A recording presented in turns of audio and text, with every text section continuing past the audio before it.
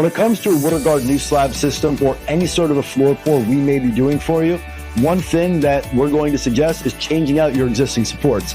This is not because we want to do more work for you. The reason we're doing this is because if I bury your screw jacks, your 6x6, your wood, or your concrete lolly column underneath our new slab, it's going to be stuck in the moisture zone.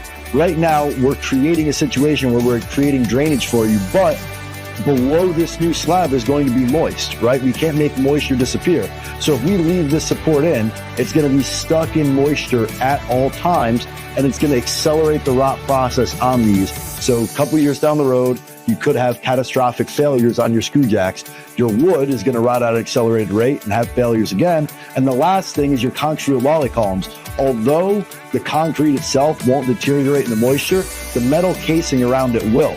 Now, the metal casing holds that concrete together. If you didn't need the metal, then they wouldn't have it there. So when the metal rots out, your overall kip rating is much less than it originally was.